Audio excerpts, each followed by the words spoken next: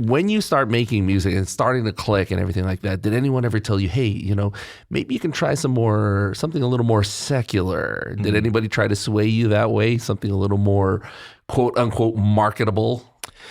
Not really. I mean, I was pretty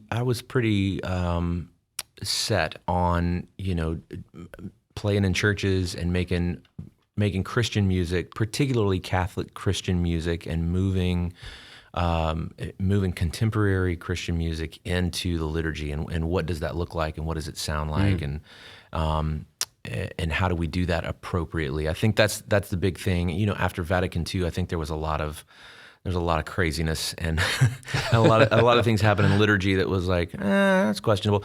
But even still, I think it takes a particular touch to bring contemporary music into the liturgy. And so I really started asking the question, how do we do that well? And what does that sound like? And should all of this music is all of this music for liturgy? Maybe some of it's not. Maybe some of it's appropriate for liturgy, some of it's not. And so, and I think that was that was true even with Immersed, even with the first album. That was true, because there are some of the songs on that project that even today I would play in Mass, but there are some that I wouldn't. I just don't think they're appropriate for liturgy. So, I think it's an important delineation, that I wanted to make even early on as we started this.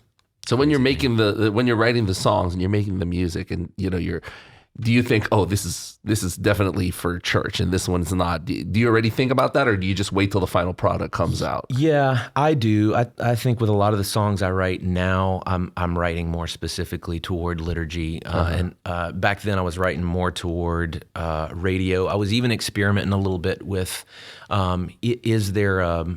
is there a place where these two things meet? Is there a place where a song can be on the radio and it can also be appropriate for liturgy? And I think the answer to that question is yes, it can be, but not every song appropriate for liturgy is appropriate for radio, and vice versa. Not every song that's on the radio should be in Mass, but I think there are some that can cross those bounds, but now I don't know. I still do that a little bit, because I just think sometimes, in order to write a song that is that's peppy and has, it's up tempo and it has emotion and feeling behind it, and it's joyful, I think that has that's generally what radio is looking for, and I think there's a place for that, in liturgy, if it's got the right feel to it. So.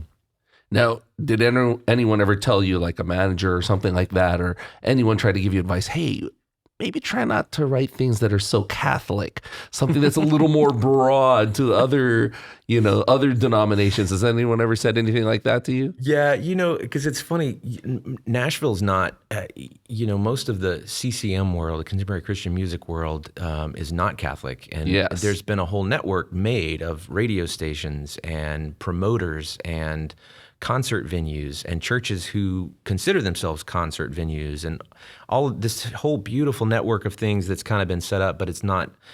Most of those places aren't Catholic, and so it's just a little different. And so as I have met in the past and still continue to meet with some of those organizations, labels, companies, publishers, right? I'm still in that world, and once in a while my manager will go, okay, you gotta back off on the Catholics per minute, man. You're like really dropping the because I do talk. My language is just it's Catholic. I just I use words like liturgy and sacrament and sacredness and holiness and things that it's a different. Sometimes it's a different language. There's just a different vocabulary sometimes, and. So sometimes she's like, you got to slow down on the Catholics per minute. You're like, really?